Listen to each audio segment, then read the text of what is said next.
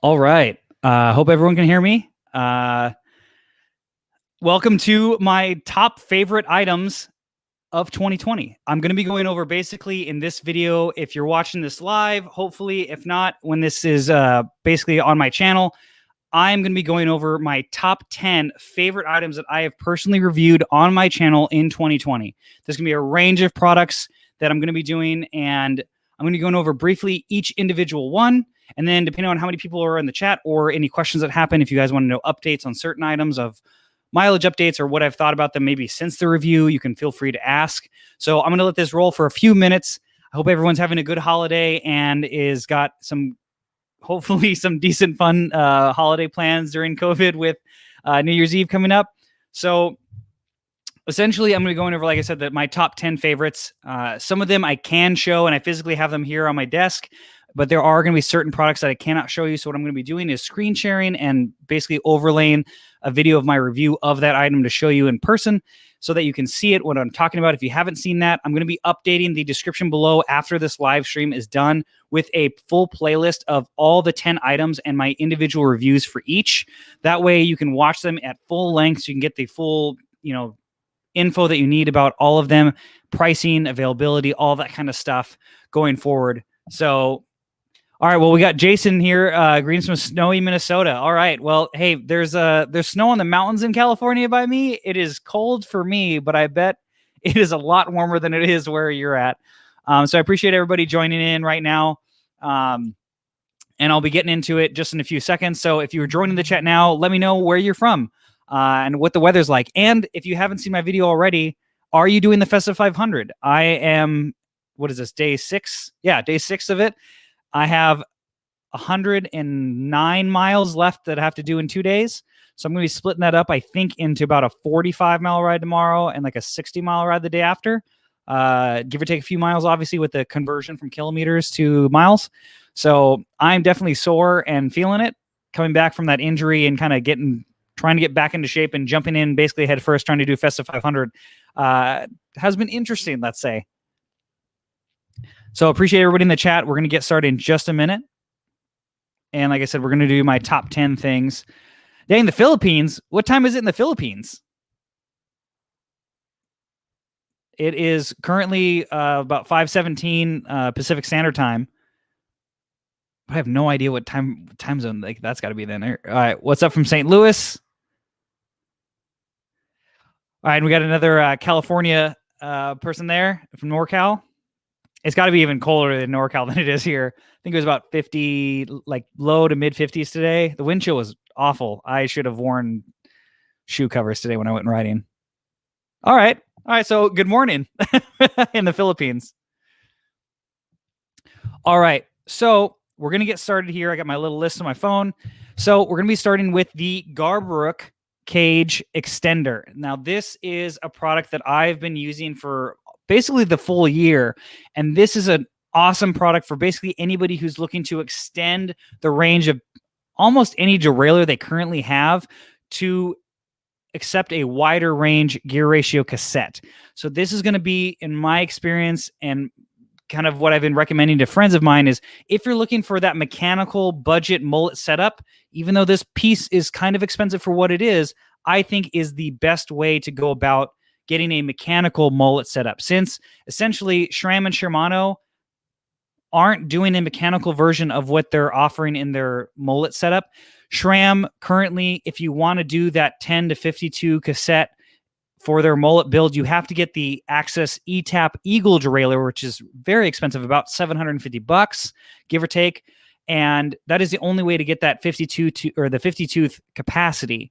And with Shimano, I believe their max tooth for GRX is going to be 46, and even with if you got an XT derailleur. So there is no native mechanical group set from both those companies to accept anything over those gear ratios, or it's going to be very expensive if you go ETAP, obviously. So Garbrook basically is a cage extender, and I'll be sharing my screen and just kind of playing my video here. Basically a way how you can modify almost any derailleur that's currently out right now. They've been adding to their list of compatible derailleurs. This is a cage extender that I have personally for a SRAM one by Derailleur. So that's going to be your Apex, Rival, or Force. This is going to extend, even if it's a long cage, which they state to take a capacity of 42 tooth. I've done a 46, no problem with a stock long cage derailleur. This is going to give you the capacity of a 50 tooth. And realistically, depending on your front ring, I think you could push that to a 52. I'm going to be currently testing that, or I'm going to be testing that soon on my channel with a future video. So as you can see here, this is the 46 tooth with my stock derailleur cage, but that was maxed out. And so I wanted to see what you could do to go up to that 50 again to get a mechanical budget mullet setup. Now, since I've produced this video, they do have this cage now available for GRX. So somebody who has a Shimano system now can take that cassette option of going bigger. Shimano natively has their 51 tooth cassettes, and that is something that, again, you can modify your stock derailleur. As far as tram installation goes, it's pretty easy. You're just basically replacing bolts.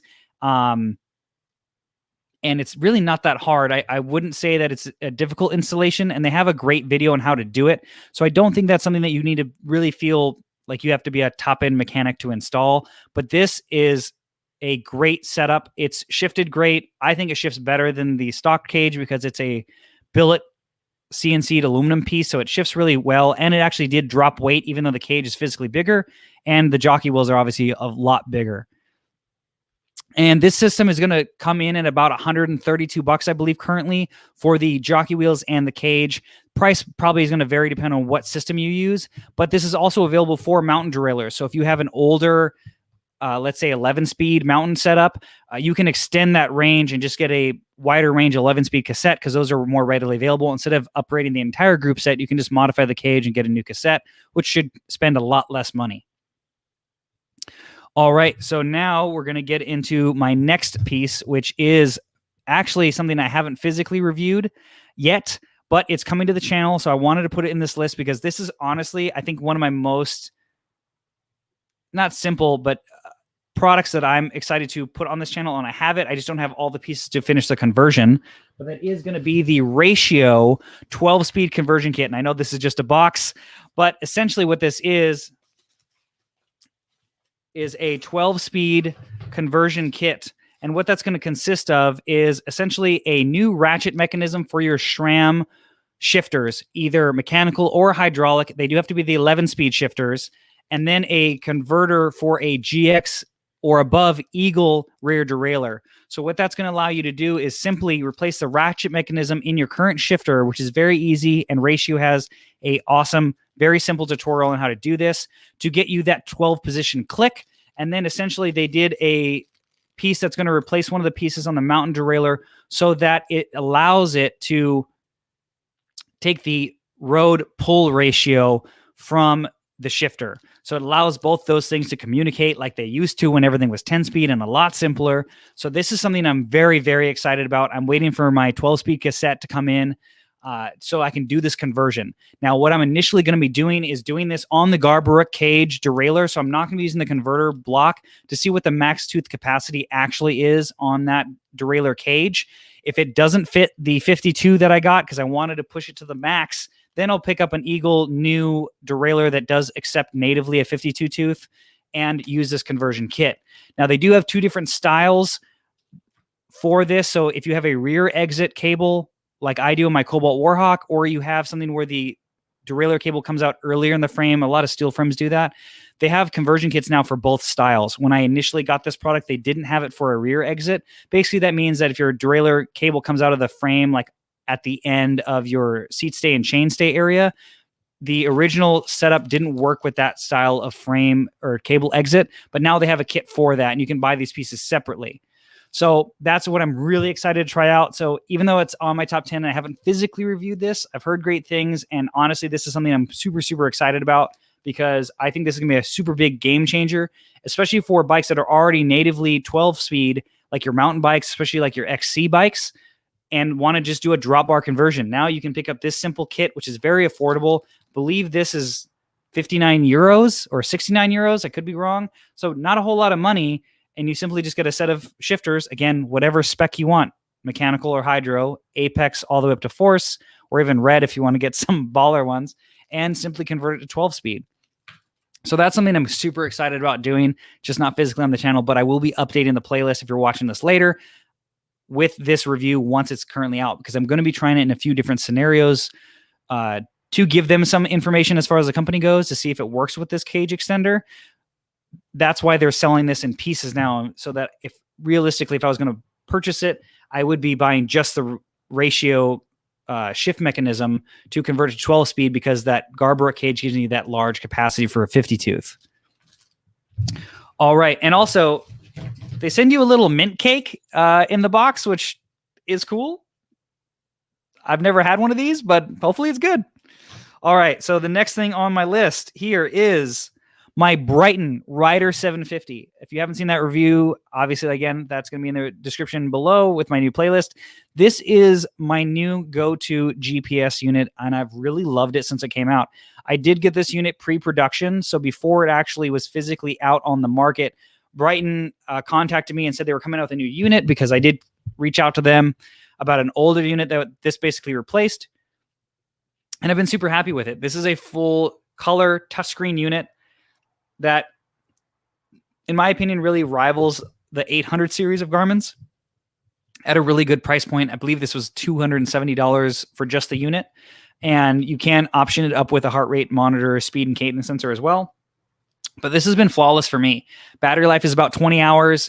I've really enjoyed it. The touchscreen is very responsive, and I do like having that for certain things on the bike. You can lock the screen, which is very convenient. So if you are worried about possibly accidentally swiping on something or whatever, you can lock it. But to be honest, I love the touchscreen functionality. If you want to change one of your data fields while riding, it's very easy. If some other metric might be more important for that specific ride, I think that's a great feature to basically have at your ready. The mapping is great. I haven't taken this a ton off-road as far as like setting up routes off-road fully since I've gotten this, so I haven't been able to tell all of the trails in my area. I know some of them are mapped even on Garmin and some of them aren't. So I'm going to see what this is like in the future, but I've been extremely happy with this and would definitely recommend it. The one caveat is you either need to pick up extra Garmin mounts, or you need to see if whatever mount you have has a Garmin insert. What I've found realistically that happens is with most of the mounts that you get from overseas, a lot of them do have an option to come with a Bryton mount for whatever reason, but there are instances where I've tried to find a Garmin or a Bryton insert that doesn't match up with the bolt pattern on my front mount that I currently have for K-Edge specifically. So that's something where you may need to buy a few new front mounts if you can't find a insert that's the same bolt diameter for it, the plastic piece that it basically clicks into that mounts with your current mount. So that is one thing that's kind of annoying, but realistically, like I said, is if you're buying some affordable mounts from overseas, a lot of them do come with a Bryton option. As standard with most of the most of the kits, they'll come with a Garmin mount and a Bryton, maybe a Wahoo as well. It just depends on what front mount you're running. Alrighty, so moving on. Number 4 is going to be my Stash RCX from Granite Design. This is a awesome little steer tube insert that is going to house a multi-tool. I have a review for this obviously as well. This is going to basically be a plug that's going to go in your steer tube, and it's going to have your spoke key as well as your valve core remover on one side here, and then it's going to have your multi-tool. So this is going to be something that is utilizing an area of the bike that most of us aren't using. Now, there are other companies that have inserts for the steer tube, but typically most of them are for mountain bikes. This RCX model is basically designed for pretty much everything else. Essentially what you have here is your standard multi-tool. The full system weight's about 75 grams, so it's still pretty lightweight. And I couldn't show you the expander plug because that's actually physically in my bike. But essentially what you do is you put the expander plug in your steer tube. This kind of bolts into it with the bolt here. Mine is currently blue on top because I've painted it and I need to redo it because it's already chipped for my bike build that I'm doing. But you can get this in orange or black. And this basically bolts into the expander plug that you get, and then everything kind of plugs into here. So you can see how to insert it and install it fully on my full review. But this has been an awesome system. I'm a real big fan of integrated tools, and my favorite thing for my Cobalt Warhawk, honestly, was having my specialized little mini tool on my bottle cage. But since then, like I've kind of mentioned in a few of my videos, or on Instagram is I have a new little bag that I really like from Rocky Mountain Toast, and it's called the Little Cheese. And he custom made me a little bag that sits right below the bottle cages that I put everything in now. Or if I was going to be bike packing a lot, I constantly take my bottle cages on and off, and I like the tool on the down tube cage. So having to remove that, I have to put that tool somewhere else. But if I put it in the steer tube, I never have to move it around. So this is kind of my new go-to for most bikes, just because it puts it somewhere where you're not using it anyway. And if you are going to be bike packing or adding frame bags or anything else to your bike regularly, you don't have to maneuver a integrated tool like if you have something from Toe Peak or Specialized or other brands that typically mount it to the bottle cage, which is very, very convenient. But if you are removing them or moving things around regularly, I think this is kind of the best next option to put your multi-tool in the steer tube. All right. And I believe that is going to be, I think this system it's on Amazon, and I have, again, the Amazon link in the video review. I believe this is around $45 or $55 for this kit. And they also have a lot of other cool products that I'm going to be doing a full like multi-product review for later down the line on the channel. So if you are watching this, I appreciate it. Please make sure to give this a thumbs up. It really does help.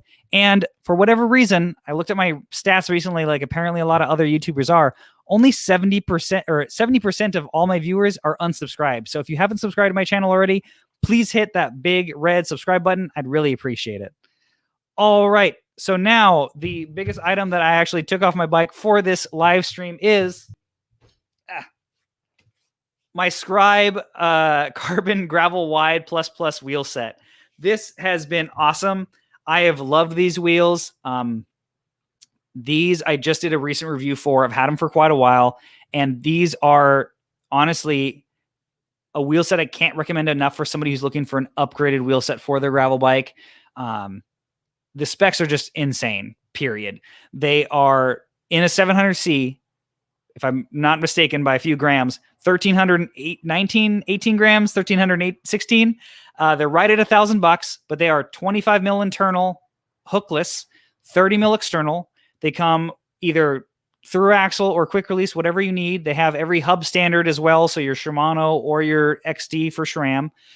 They are center lock, and I honestly have been super impressed with this wheel set, especially for the price. You do get a 3-year warranty. They offer a crash replacement program, and these things have held up ridiculously well. I did the first 2 days of my Festive 500 on these with these Panaracer SS tires, which I have enjoyed as well.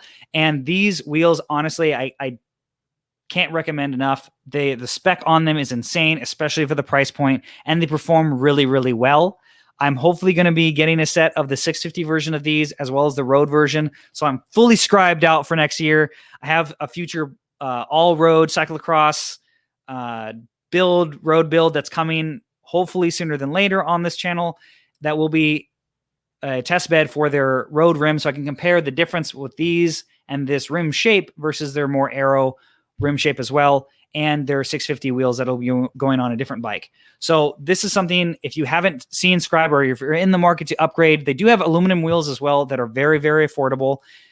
But if you're looking to, like I said, for that $1,000 price point, I don't think you can find anything else that's the same spec as these wheels, weight, and rim width internally and externally for this price point. Like I mentioned in the video, again, the full review is going to be in the playlist below.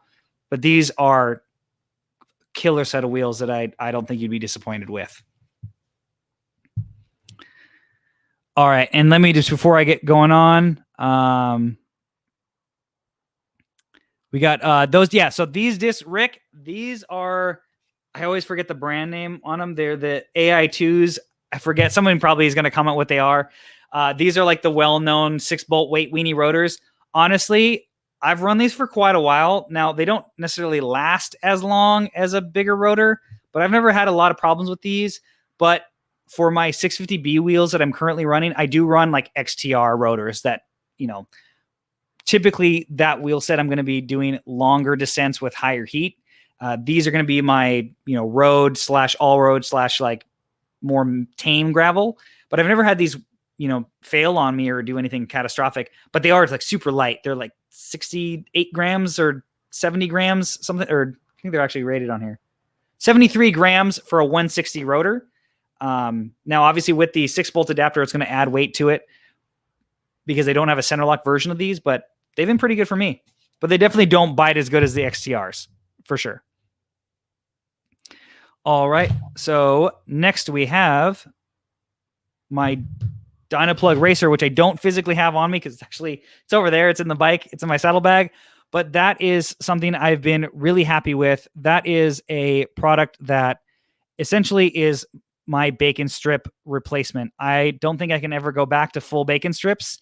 That is something that I have seen my buddy Mario, we went riding, and I've seen bacon strips actually, especially with road pressures, push themselves out when climbing hard. We were doing a ride through Glendora Ridge Road, or Mountain Ridge Road, which is a famous climb in California. It's about a 6 to 8% grade pretty much the whole time. And we were a few thousand feet up, and he got a cut, and the sealant didn't seal it. And he just kept putting bacon strips in it. And I think we did about 3 that just kept blowing out eventually. And he was only maybe running 60 or 70 PSI. And after that, we had to put a tube in it. We just rode back down. I said after the 3rd flat, that's going to be something that it's just a kind of a sign, I said, for the day. And then I reached out to Dynaplug. They sent me a set of their racer and their air. And honestly, these plugs are a game changer. This thing is kind of expensive. It's about $50 for the racer. But you can see the 2 different size bits you have here in the video.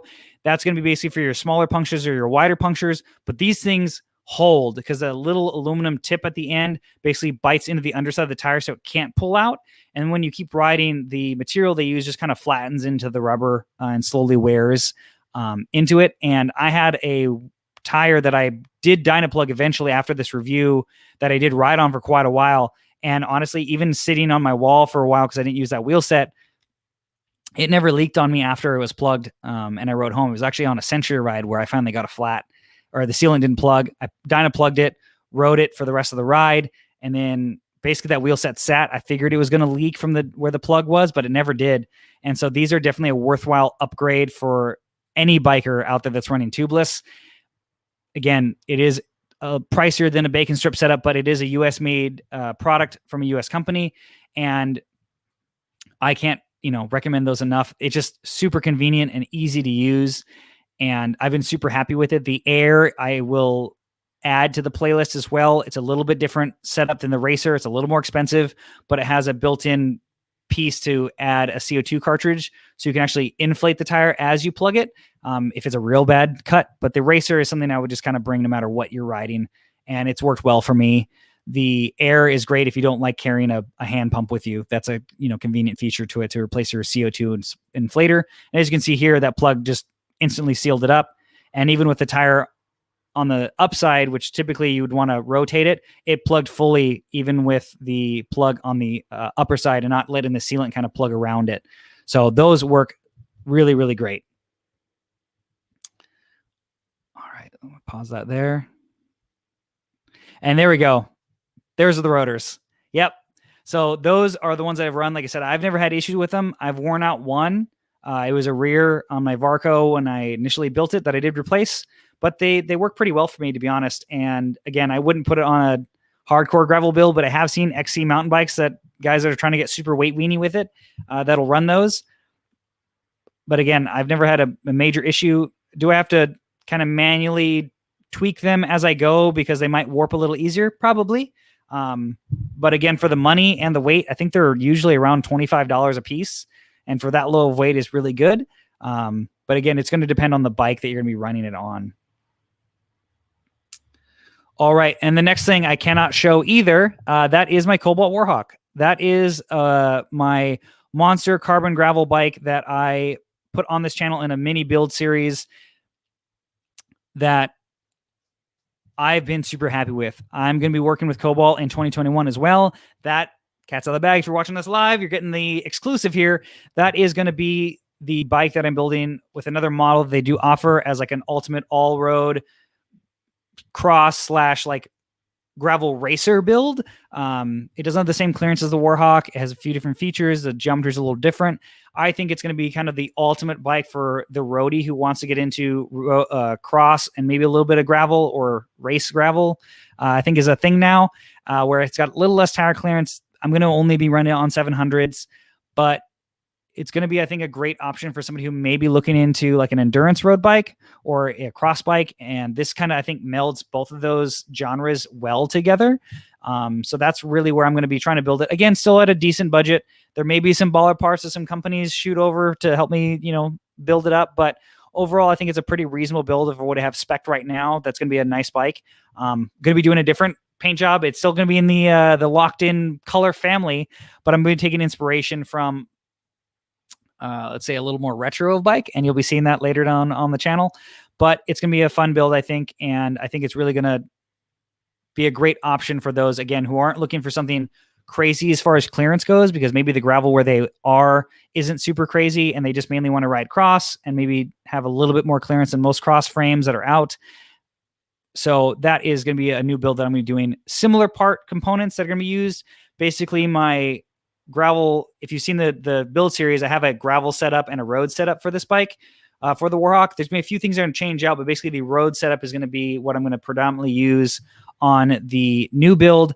And then I'm going to be changing a few things out, obviously, to make it more road friendly initially, and then all road.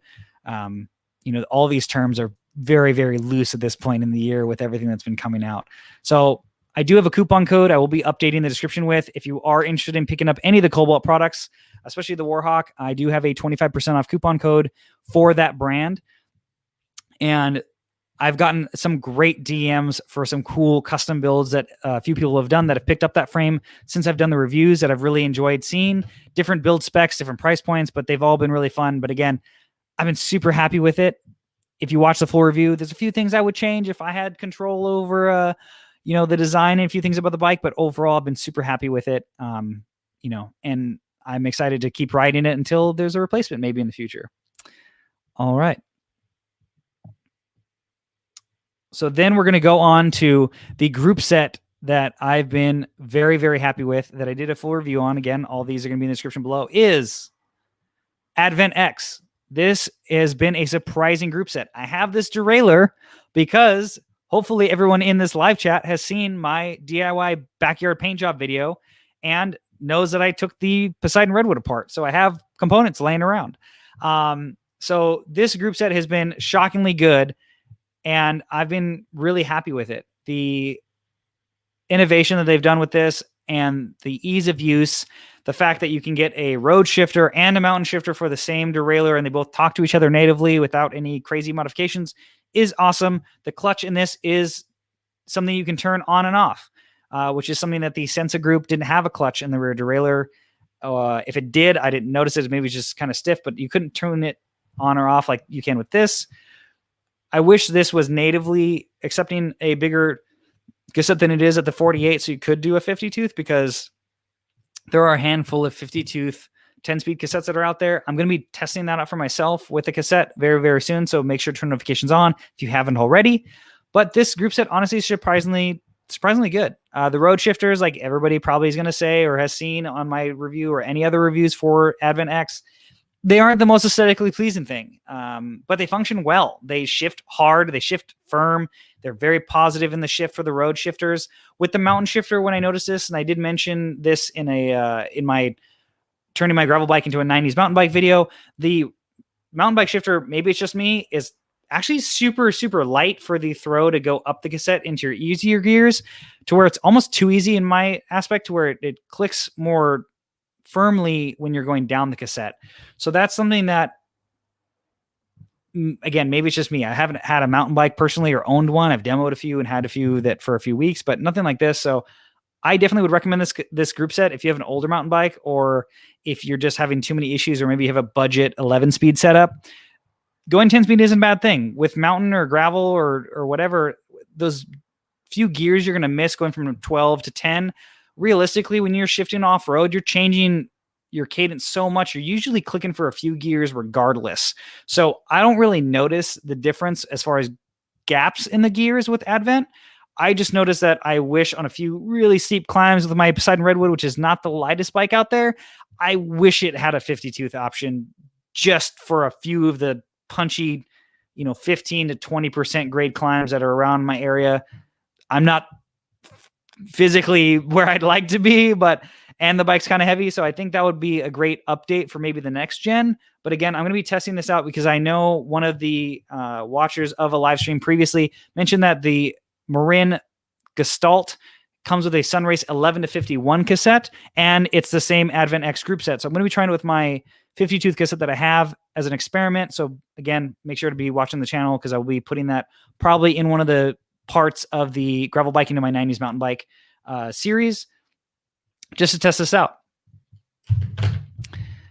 All right, so let's take a break for a few seconds and go back and see what little questions or anything I might have missed before we get going to the last few of the items here. Appreciate it. Yeah, loving how the Warhawk turned out.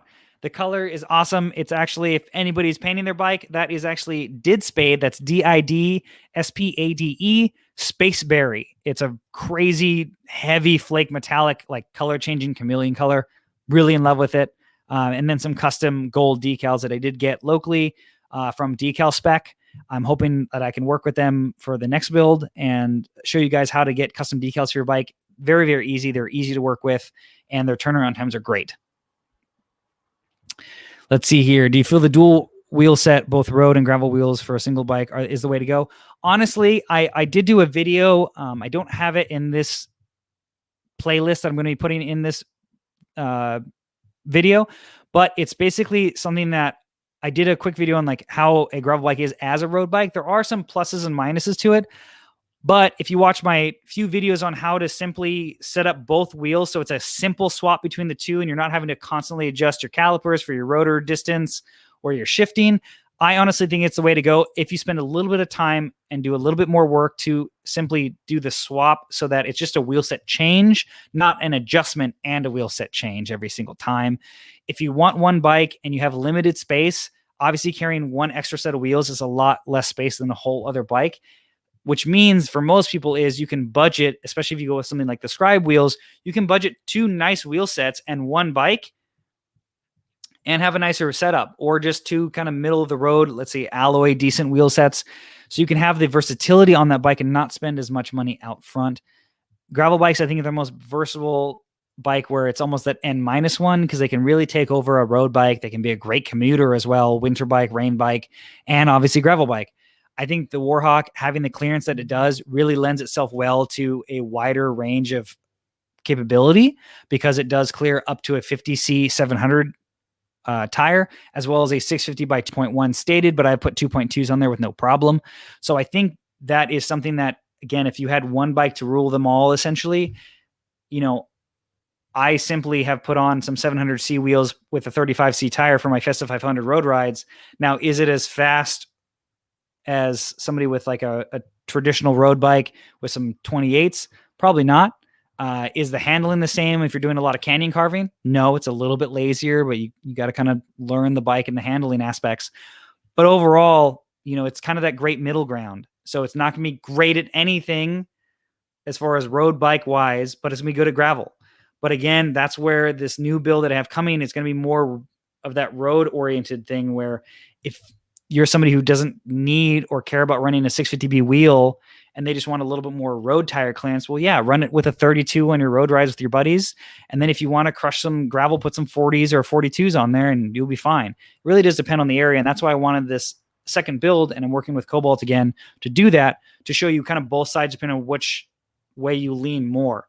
I definitely, for the Warhawk, the reason I wanted that frame originally was because of the massive tire clearance that it had. And in the market at the time, it was one of the few that offered that big of a tire capability in the carbon frame. Now I'm going to build something that's more road oriented or all road or endurance oriented. And it's something that you can also use for cross season if that's all you really want to do. So it definitely really depends on what your kind of, requirements are for the bike. All right. So before I get into more questions, let's get into the last few things.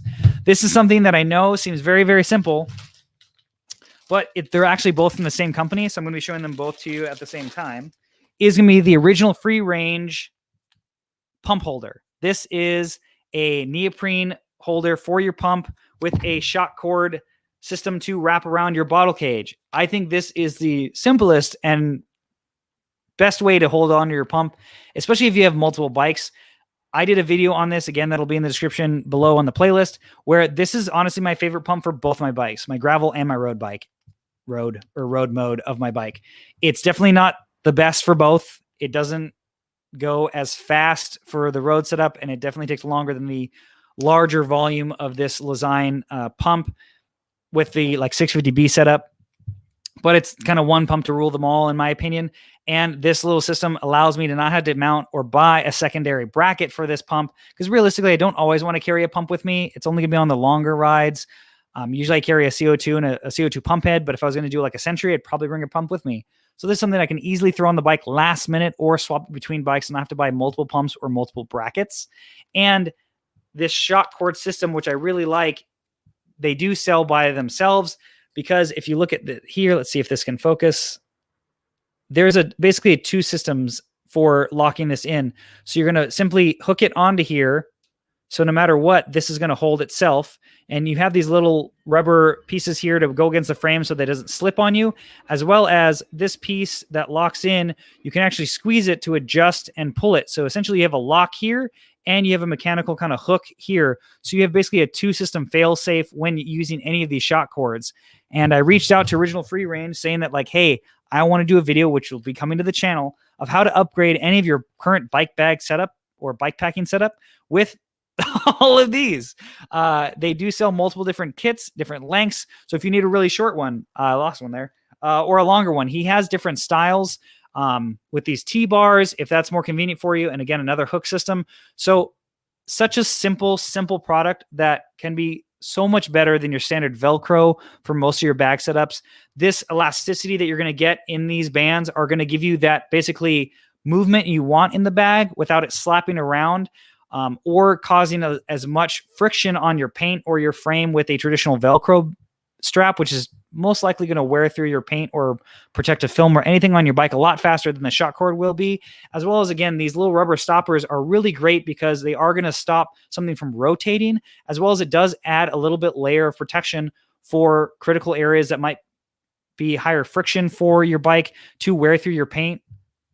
So you can pick these up in a variety of colors, variety of different styles of hooks. And obviously, you know, he hooked me up with the locked in pink and purple that matches pretty much everything I have on my bikes already. So this is something that I cannot recommend enough. So the pump video that's going to be in the playlist, this has a direct link to the Original Free Range website, which will have obviously all the shock cords on there. Those don't have an independent review.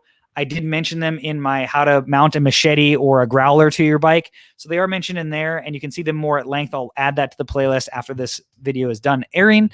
And then I will, again, mention these in a how to upgrade your bike video, since it is kind of harder to do a full review of this. If there's enough demand and I can talk more than a few minutes about it than I have here, I will. But this is honestly just a super simple thing to add to any bike, no matter what you're running, even if it's just a handlebar bag.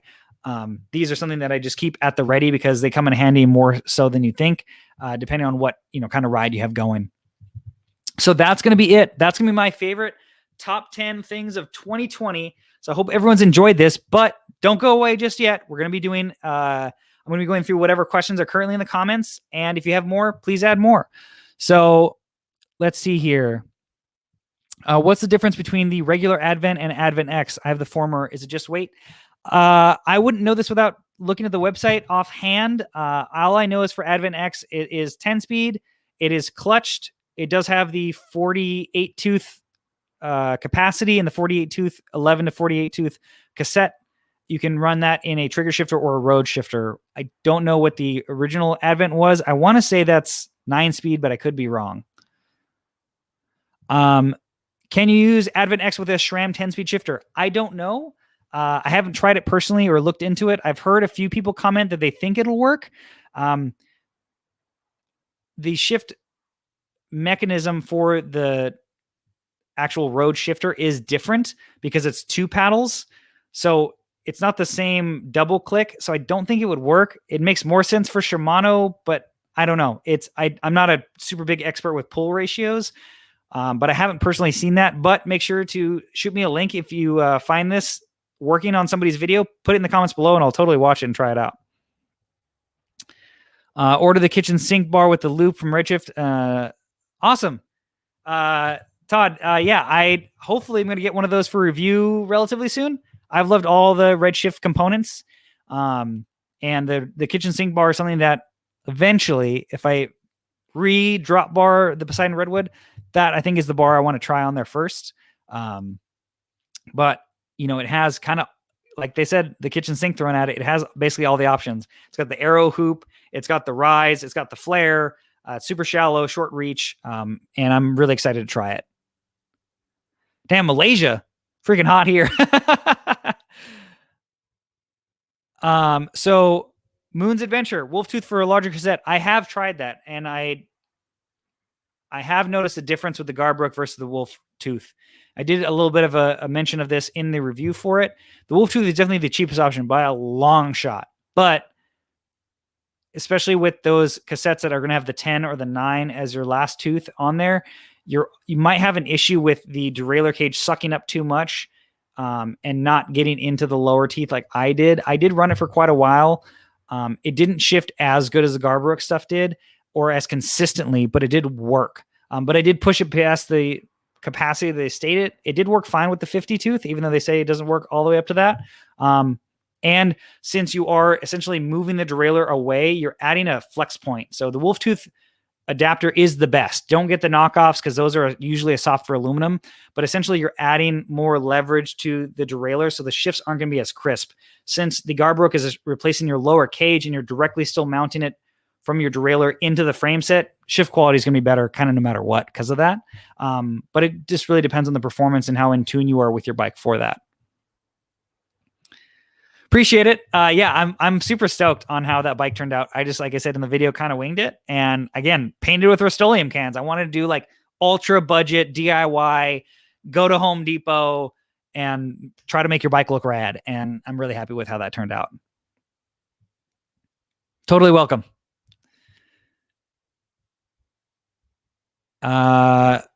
Moon's Adventure. What do you put that in the next comment for you? Does it chatter much on the frame? I'm assuming you mean the Advent X, but comment just to make sure and I'll respond to it. How's the Fiesta 500 going? It's good. I'm definitely sore. If you've been a newer subscriber to the channel, I broke my shoulder or fractured my shoulder twice this year and had been off the bike for a while.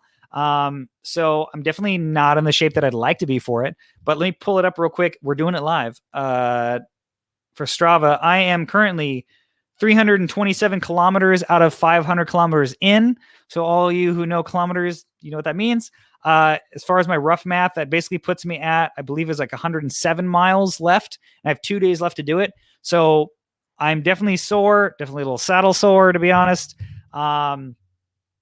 And I've been doing flatter rides, but tomorrow I'm planning to do roughly 42 to 45 miles. And then New Year's Eve, I'm going to be riding with my buddy Mario. And we're going to try to do about 65, 68 to finish it out.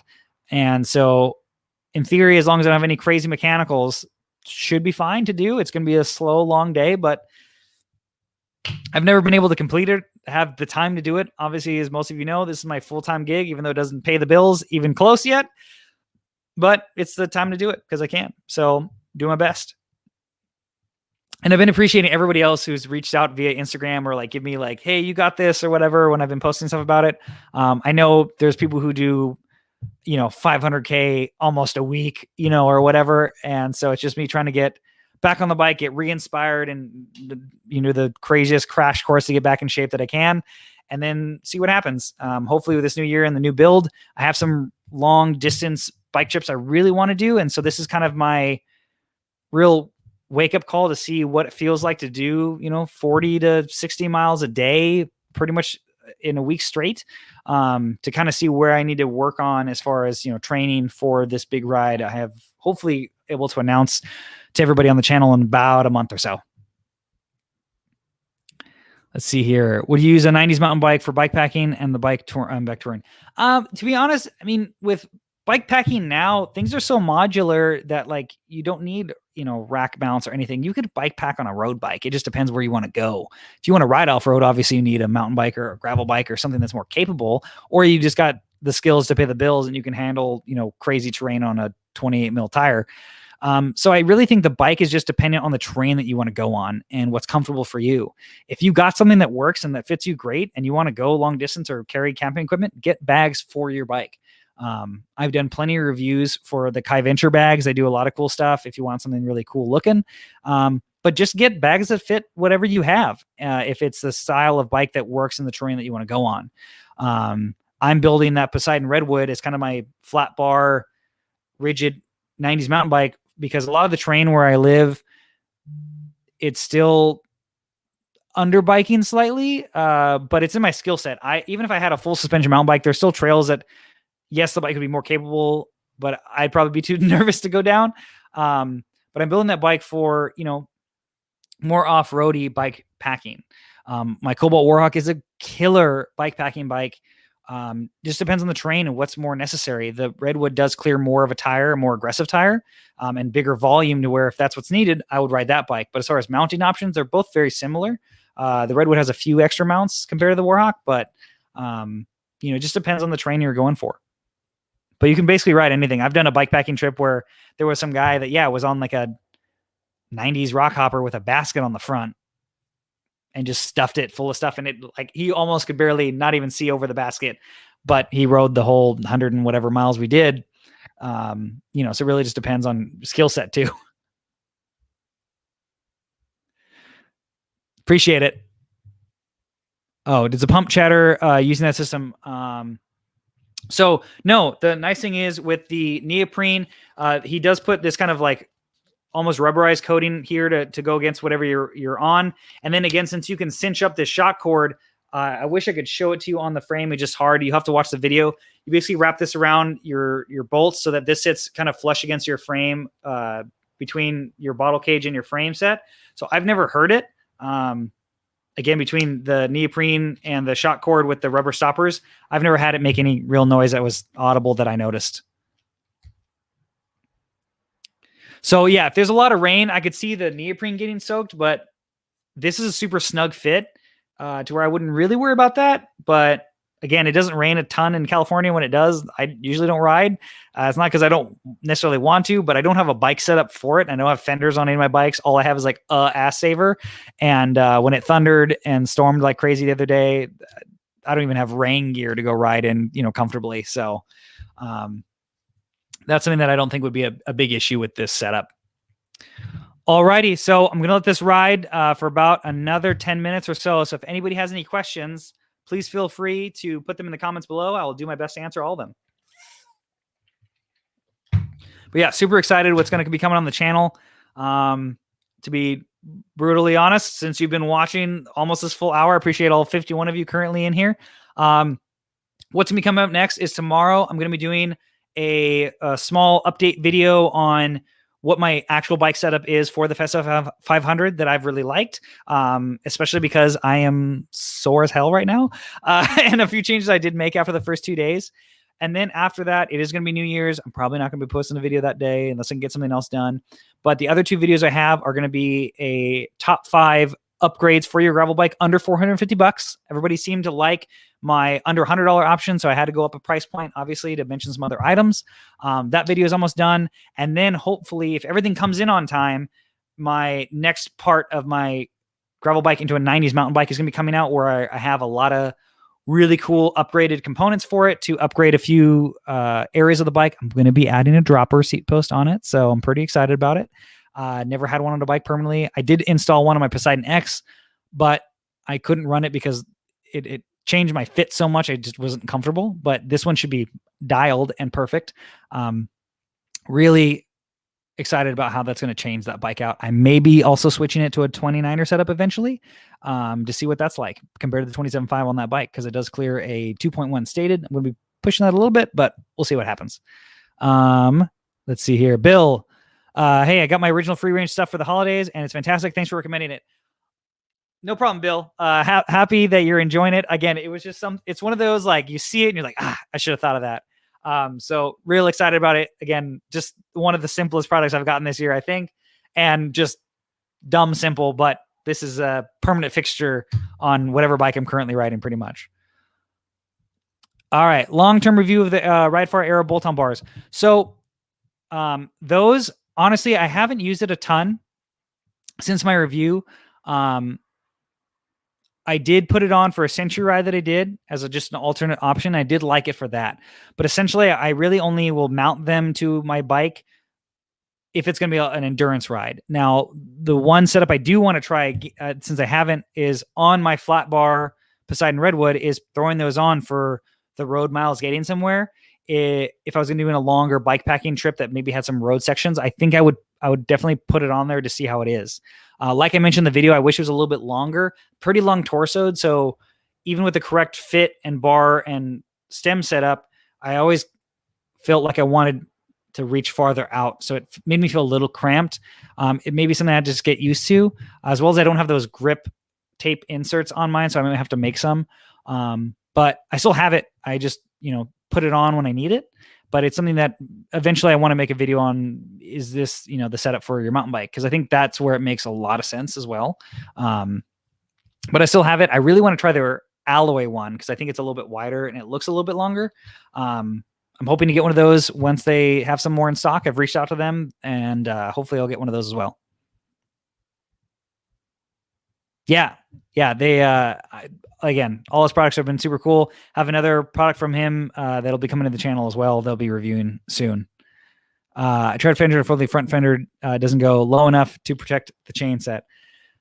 So yeah, fenders are tough. Again, living in California, I've never really needed them full time on the bike. Typically, if I need a fender, it's just an ass saver, and that usually covers me pretty well. And what I've done, even for my road or gravel bikes, is just taking a mountain plastic fender and zip tied it onto my road bike. With disc brakes, you can definitely do that, no problem. If you have rim brakes, obviously that's probably gonna be something you have to really cut up and modify to clear the caliper. But I've never really needed it that often, and there's only a handful of times I've been stuck in the rain, but usually it's short enough of a trip to not be something that, I'm really worried about, or again, something I'm doing regularly to where I need like a full committed setup to it. A lot of people in those areas are going to have a dedicated rain bike or a dedicated fender bike.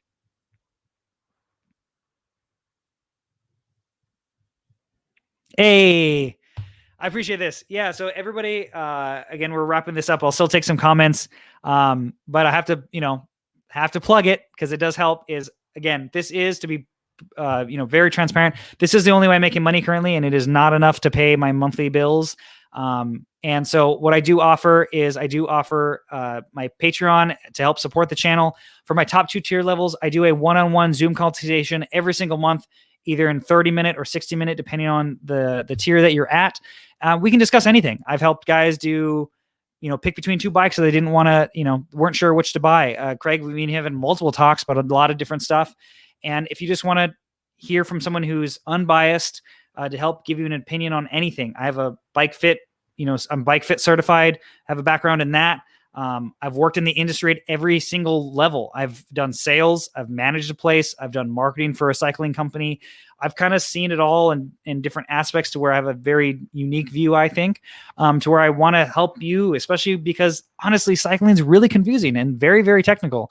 And if I can help you understand that in any capacity, again, we can sit down and talk over Zoom for an extended period of time every single month to, discuss whatever you'd like. That's something you can do for however long, if you can do it. As well as I do have a Spreadshirt that's going to be in the links below, where I do have my Slow But Look Pro t-shirts, as well as Is My Bike Okay? I have t-shirts, I have pins, and mugs on there as well. I'm not wearing this shirt currently because it's actually in the wash because I wear it so often for all my videos. But again, it really does help support the channel. Again, I'm making a ton of content on this channel, and it really does help me out, and I really do appreciate it. And everybody who does help support me in any different way. And if you do buy any merch, please, please, please tag me on Instagram of you wearing it so I can repost it. I have sold a handful of them, and I've been, really loving the shirts for myself. I think the quality from Spreadshirt's been pretty good. And I've done plenty of t-shirt rides in that shirt. And so I really do appreciate everyone who's picked one up. Let's see. It's 3 a.m. here in Central Europe. Please mail what is the tire on the picture for the stream. Oh, so that is right here. That is the Panaracer Gravel King SS tire. And I am going to have a review for this tire hopefully it should be up next week. I have shot most of it. I just need to start editing the review. But I have a ton of miles on these, and I've really been happy with it. This is the 700 by 43 size, what I reviewed, but they do offer this as low as a 32 in a 700, I believe. And I don't know what the 650B sizes are, if they have them in that. I think they do, but I think it's only in a few select sizes. All that info is going to be in the review. Really been happy with that. I think it's the best gravel tire for a road biker is kind of what I said in the review, but I'll be going into that more in depth again in that review when it comes out. So again, please make sure to subscribe, give this video a like, and turn notifications on so you can see all the videos I have coming forward in the new year 2021, which hopefully is better than 2020. Shram Red 10X. So what? Before we end up, what's the question? Either or. I mean, it just depends if you like Shimano or SRAM. If you're going 10 speed with SRAM, and I've ridden multiple SRAM levels of components, to me, I would rather go with like a rival 11 speed or an Apex even 11 speed rather than like a red 10 speed. I think the 11 speed generation of SRAM's components got a lot better as far as shifters go, specifically. Shift quality and the derailleurs or whatever, pretty good between the two. But the amount of shifter throw in the paddle, I think got a lot better and a lot more tactile in the 11 speed. So I'd save your money, maybe go down a step in the component group to force a rival, and go 11 speed. I think that's gonna be your best bet. And you have a lot more options with that. Oh, there you go. Yeah, like I said, I'm definitely not experienced with chains or fenders on my bike just because I've never really needed them. I do have a kind of a beater bike outside that I don't even put on my channel. It's just the bike that I used to go run errands. I do need to get a basket for that thing. It had fenders that I took off to run bigger tires, but now I don't know. It's just something I've never really needed, again, here in California. So, all right, few minutes left. Any last questions? We got, let's say, 4 minutes. We're going to cap this right at an hour. And again, really appreciate everybody who's been in the live stream. If you're watching this later down the line, please still comment. I check my comments every single day, basically throughout the day. I have all the notifications turned on. I try to respond to them literally within like 10 minutes, if that, if not faster. So it's something that I do regularly. Like I said, this is all I do now. So if nobody else has any more questions, again, we're just going to wrap this up. I really appreciate everybody watching this. Hope you enjoyed my top 10 of 2020. And if you have any other live stream ideas that you want me to talk about, this format does really work well for certain types of videos. So if you have any suggestions, shoot those in the comments. DM me on Instagram. Comments definitely work a little easier for me to see them. I'm definitely open to it. I like live streaming. I think it's fun to be able to chit chat with everybody. I think this time slot works pretty well. I didn't want to do it too close to the holiday. Obviously, I know everyone's going to be partying on New Year's Eve. So I hope you enjoyed this and don't have to work too much later, and you can get your miles in. And make sure to tag me on Festive 500 if you're riding it yourself when you complete it. And if you have purchased any of my merchandise, I'd love to see a tag of that as well. I believe these Slow But Look Pro pins are back in stock as well. Those, you get a 5-pack, I think, for like $5. Those are awesome. If you follow me on Instagram, you'll see them on my handlebar bags. Those were out of stock for quite a while, but I believe they're in stock now. All right. So thanks everybody for joining in. I really do appreciate it. And thanks for watching this live stream of Locked In.